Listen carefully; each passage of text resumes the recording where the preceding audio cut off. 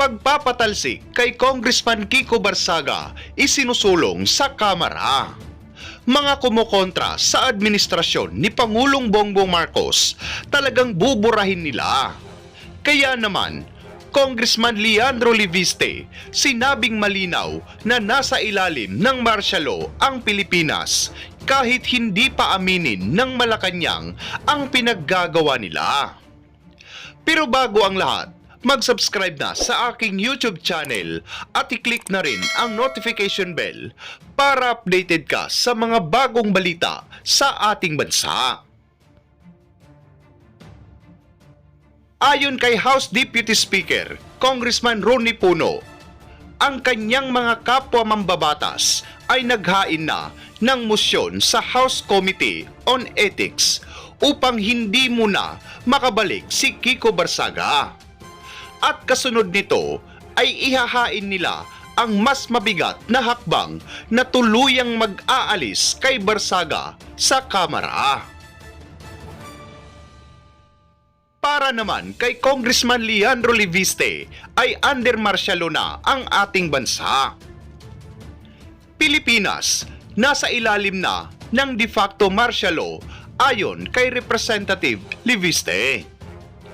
Naglabas ng matapang na video statement si Batangas 1st District Representative Leandro Leviste sa kanyang Facebook page kung saan iginiit niyang ang Pilipinas ay nasa ilalim umano ng isang de facto martial law, hindi man idinideklara pero malinaw na nararamdaman ng maraming Pilipino.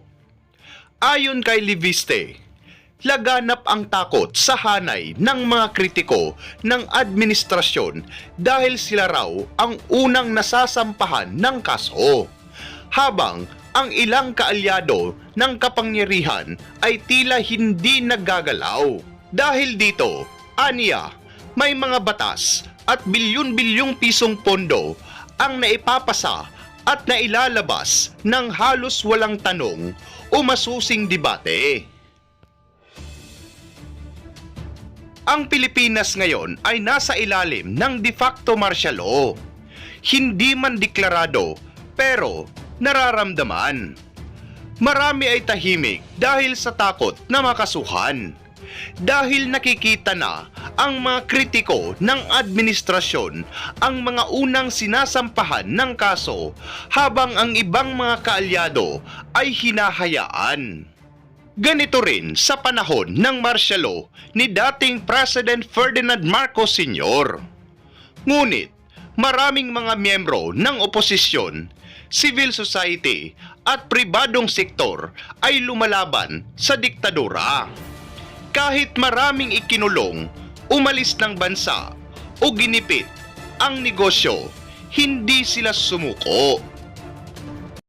Unang tanong po mula kay Tristan Nodalo, Newswatch Plus. Hi, Yusek. Good morning po.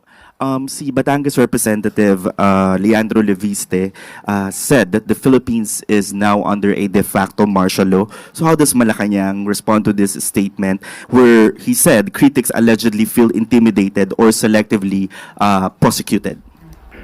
Not all wrong opinions deserve a response from the palace. Yun lang. Okay, but given his following, ma'am, and yung mga kumbaga parang nakikinig sa kanya with this kind of pronouncements, ano po ang masasabi dito ng palasyo? Unang-una po, mismong mga taga-media, kayo po na miyembro ng MPC, ay makakaramdam kung totoo po ba ang kanyang mga sinasabi. Next question po, Ann Soberano, Bombo Radio. Yusek, good morning. Ma'am, kahapon na i-refer na po ang dalawang verified impeachment complaints laban kay Pangulong Marcos. How does Malacanang view the referral of the impeachment complaint against the President to the House Committee on Justice?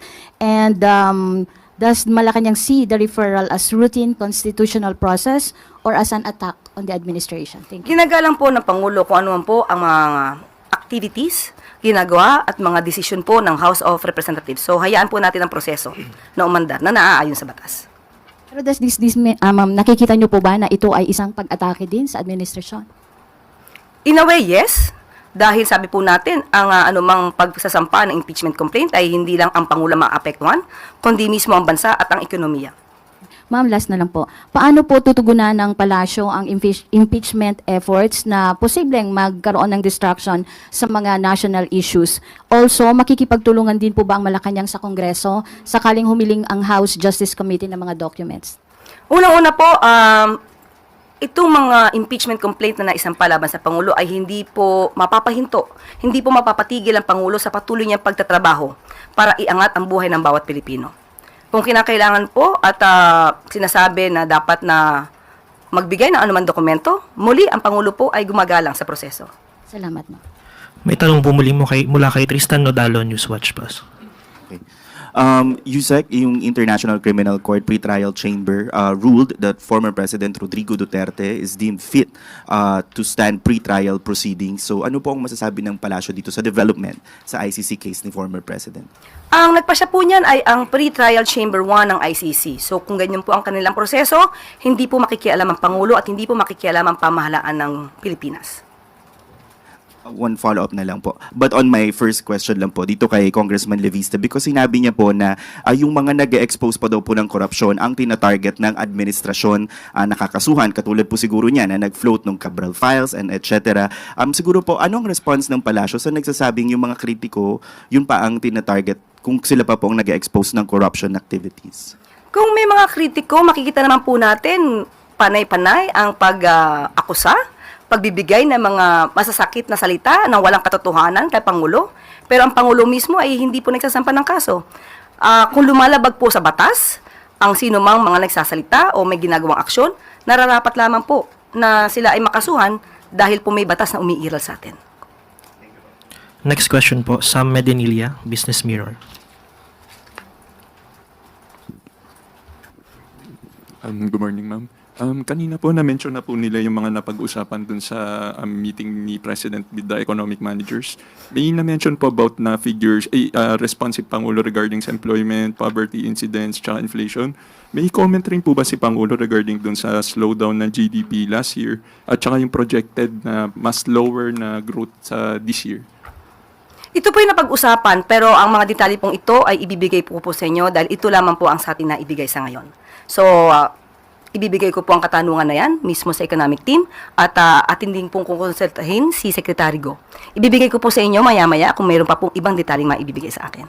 Follow-up na lang po. May naging instruction po ba si President Marcos sa economic managers during the meeting? At kung meron rin po bang naging commitment ng economic team? Ang nais lamang po ng Pangulo ay yung gumanda ang ekonomiya ng bansa. So yun po ang pinaka-target in general ng Pangulo. Thank you po. Next question po, Alvin Baltasar, Radyo Pilipinas. Yusek, good morning po. Yusek, ano pong reaction natin doon sa naging pag-inhibit ni House Majority Leader Sandro Marcos from all impeachment proceedings against the President? Yes, the act of Congressman Sandro Marcos inhibiting himself voluntarily from this issue, especially regarding the impeachment complaint filed against his own father. It is a hallmark of a statesman. It shows his character, it shows his decency, and we believe that it is the right thing to do. Follow-up lang, Yusek. Was this the advice from the President himself to his son? Hindi po nakikialam ang Pangulo sa mga anumang aksyon na gagawin ng kanyang anak dahil ang alam po niya, kailangan lamang pong tumpad ng kanyang anak sa mandato. Bilang public servant, alam po ni Congressman Marcos kung ano po ang sinasabi ng batas at ano po ang dapat niyang gawin. Thank you po, Yusek. Next question po, Julie Baiza, 1PH. Good morning po, Yusek. Former Senator Antonio Trillanes has floated the idea of forming a new unit team. Yung bagong unit team daw po, pwedeng buuin ng mga supporters ni former President Leni Robredo and ng mga Marcos supporters para matalo daw po yung mga Duterte sa 2028. Ano pong thoughts ng palasyo doon? Wala pa po napag-uusapan patungkol po dyan. Hindi pa po nababanggit sa Pangulo ito. So wala pa pong response. Pero ang palasyo po pa bukas na makipagtulungan sa mga naging oposisyon or kalaban ng Pangulo noong 2022? Wala po tayo masasabi sa ngayon. Maybe it's too early to comment on that. Next question po, Ace Romero, Philippine Star. Yusek, you mentioned the President is pushing for budget reforms during the meeting with economic team to avoid a repeat of the flood control scandal. What specific measures are being pushed by the President to prevent that controversy from repeating? Ngayon pa lang po ay pinasisimulan na po niya. Unang-una, meron po tayong mga transparency portal para kung ano man po ang mga mangyayaring activities sa mga ahensya ng gobyerno ay makikita na po ng tao, lalo-lalo na po yung mga tungkol sa procurement at sa mga bidding. Isa po yan. At unang-una sinasabi rin po, pati nga po kanina sinabi ko tungkol sa LGU, naggastos na ng pera na naaayon at dapat may transparency and accountability. Did the economic team and the president discuss about the weakening of the peso during that meeting? Wala po sa akin na ipaabot sa ngayon, but tatanungin po natin maya-maya ang economic team at para makuha ko po yung pinakadetalye patungkol dyan. Thank you. Next question po, Tina Maralit, Manila Times. Good morning, ma'am. Ma'am, a Filipino citizen was reported to have been among those killed in eastern Ukraine. Russia allegedly has been recruiting foreigners para silang isabak sa gyera. How concerning is this for the Philippine government kung totoo po ito at anong mga ahensya po ang dapat kalampagin tungkol dito? Wala po pang na ipapaabot sa atin patungkol po dyan, pero titignan po natin ang pinakakonteksto at aalamin po natin mismo sa Secretary of Defense. Thank you, ma'am. Next question po, Chloe Hofana, Business World. Yusek, balikan ko lang yung meeting kahapon na sa Thursday pa ilalabas yung full year GDP growth report, pero I was wondering kung na-present ba in advance kay President yung figures? Ako po'y walang personal na presensya sa nasabing meeting dahil po tayo ay nandito at nagkakaroon ng press briefing. So, ang yung mga ibang katanungan para sa detalye ay maaari ko pong ibigay sa inyo maya-maya. Sige po, thank you po. Yun na po huling tanong, Yusek, back to you po. Okay, Ivan? Yusek, kumustahin lang namin ulit ang Pangulo kasi napansin namin yung event later ay liliban muli siya.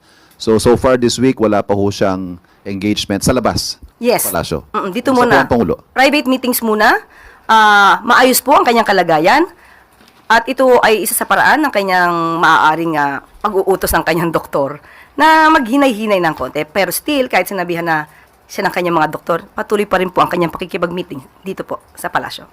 Salamat. Thank you so much. 15 Pilipinong tripulante nasagip mula sa lumubog na barkong MV Devon Bay nasa pangangalaga na ng DMW. Alinsunod sa direktiba ni Pangulong Ferdinand R. Marcos Jr. na pag-ingatan at tiyakin na nasa mabuting kalagayan ang ating mga kababayang marino. Sinalubong kahapon ng pinagsanib na puwersa ng Department of Migrant Workers at Overseas Workers Welfare Administration ang mga nasagip na Pilipinong seafarer mula sa lumubog na barkong MV Devon Bay. Nasa mabuting kalagayan ang 15 tripulanting Pilipino matapos agarang sumailalim sa medical treatment. Samantala, nasa pangangalaga na rin ng DMW at OWA ang labi ng 2 yumaong crew member ng barko. Ayon sa Philippine Coast Guard, patuloy pa rin ang paghahanap at rescue operations para sa 4 pang nawawalang crew member ng MV Devon Bay. Ayon sa DMW, ongoing din ang kanilang coordination sa Coast Guard at iba pang ahensya ng pamahalaan upang siguruhin na matututukan ang kalagayan ng mga nasabing marino at kanilang mga pamilya.